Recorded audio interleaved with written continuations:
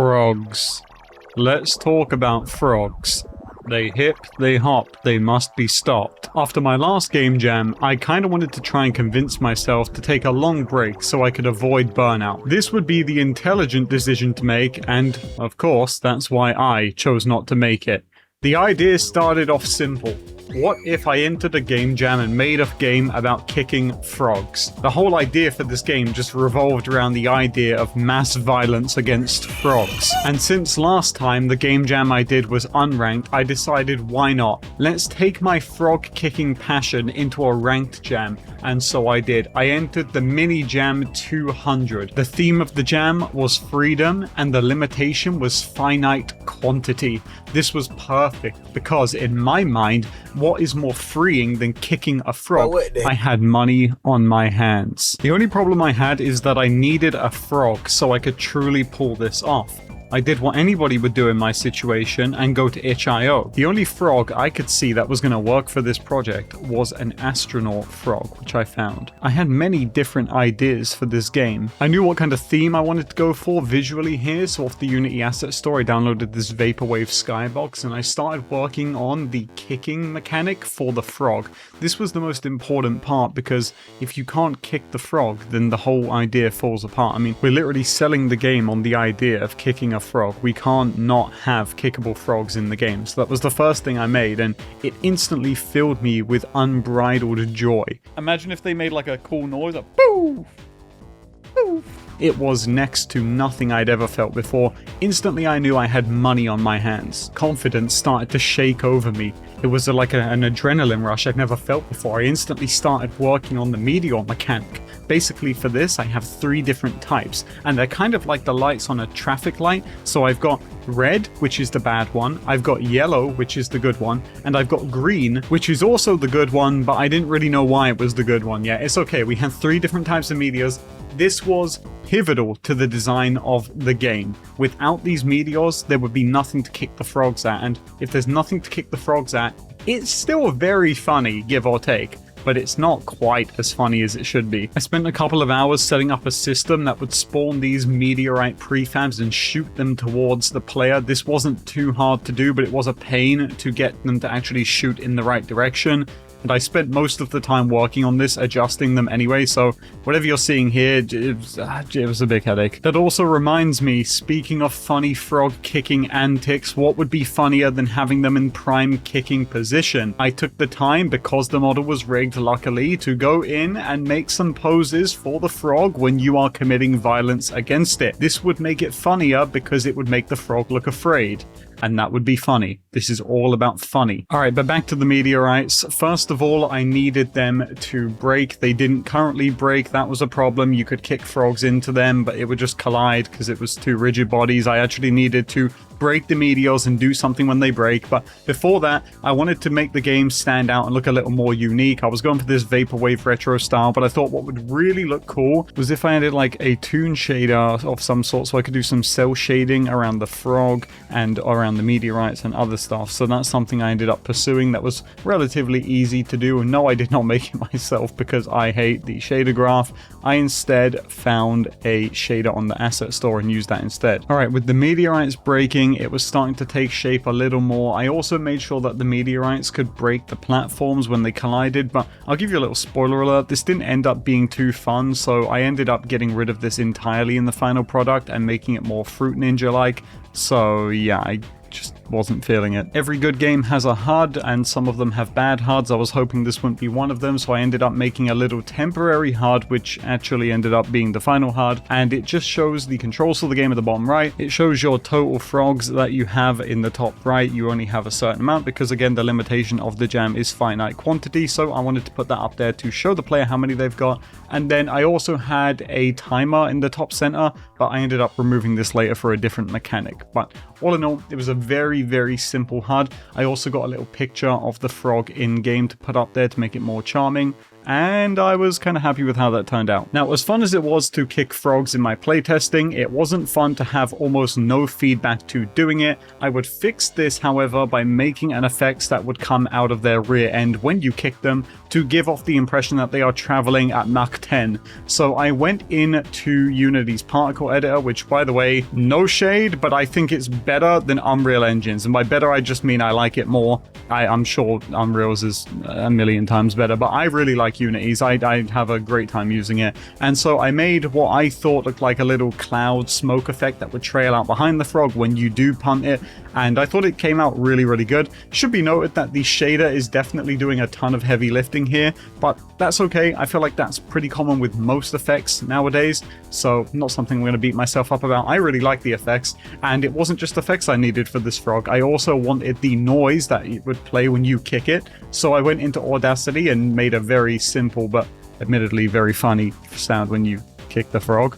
Now, like I said earlier, I did end up changing the way the game worked. It wasn't going to be that you were on these platforms and you had to stop the meteors from destroying them. That wasn't really fun. There was a ton of kinks there that I either just couldn't work out or didn't want to work out. It wasn't very fun. I decided I was going to rework that and change it into more Fruit Ninja style gameplay. So the idea here is that we have 3 different types of asteroids and they are shooting up in front of the player and you have to hit the right ones and not the wrong ones. Very standard gameplay, nothing crazy, but that's totally fine. I wasn't trying to make my magnum opus in this game jam by any means, so I did get them moving differently like that. I removed the destruction on the platforms, and with that done, I wanted to go in and actually replace the meteorites with some actual models. So I did have some rock models. I went in and you know, spruced them up, and this actually turned out to be a major headache because I had a bug along the way that led to me having to recreate the prefabs for every single meteorite, but whatever, not a huge deal. It was just a massive pain that set me back and probably burned me out a bunch. Now, here's a little game dev secret I want to show you guys here. This game revolves around kicking frogs at distant objects at this point, right? So the problem with this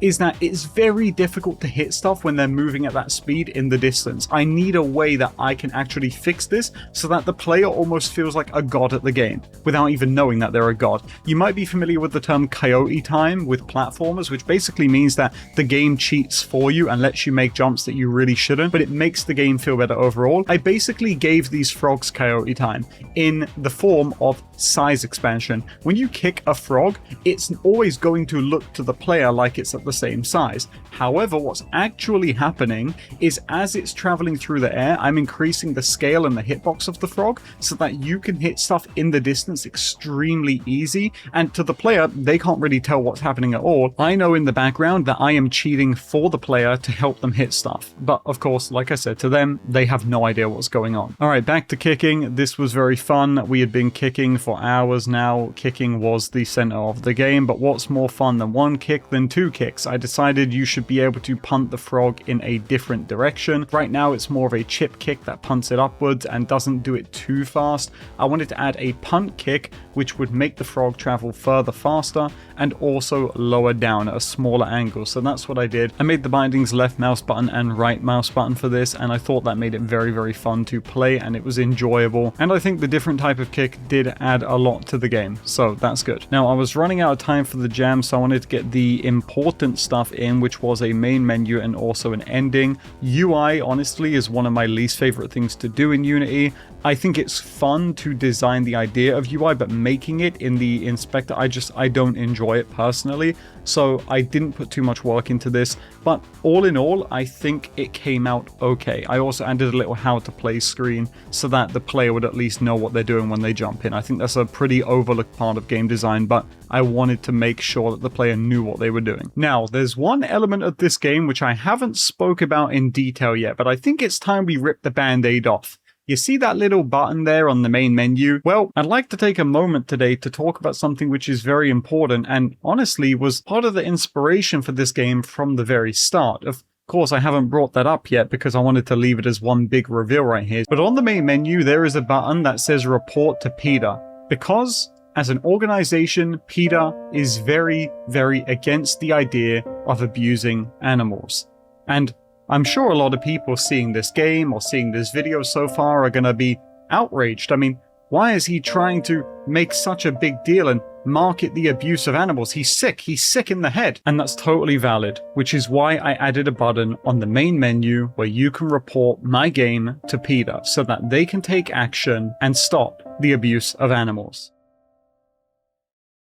Now, of course, what actually happens when you press this button is it links you to an article documenting that PETA has ordered the execution of thousands of animals, and they are horrible for the health and well-being of animals all around the world. Now, you might be wondering, why did I take up this vigilantism to try and tackle PETA head on? It's because they never shut up. I mean, even if they weren't the John Wayne Gacy of animals, there is something else to bring up, which is that they just regularly post misinformation, like this tweet where they say that you shouldn't be shearing sheep, which anybody with a brain who knows anything about sheep will tell you is just not true. Sheep do need to be shorn in a lot of cases so they don't, get sick and die. That's a pretty well-known thing. So I decided I had enough. No more is PETA gonna sit there and run their mouths, and if they are, they're gonna do it at the price of Frog Kick Deluxe, which was named by someone on Twitter. Thank you so much. Anyway, the jam was coming to an end, and I realized that this game was about to get absolutely dumpstered in reviews because somehow I had made a game about kicking frogs and forgot to add a leg to kick with, which, my genius knows no bounds. I mean, truly, this has been days at this point, and somehow there has been no leg this whole time, and it got worse because how do you find the model of a leg? What do you do? I didn't know if I should go and just get a model of a human and then just rotate them and kick that way. This was bad. I mean, really, the jam's coming to an end. I don't have a leg model. How do I not have a leg model? I ended up just jerry-rigging my own in Unity. I quite literally just made one. It looks super bad, but with the shader doing much of the visual lifting, you really can't even tell when it happens that quick, and the leg does actually just make it unbelievably more funny.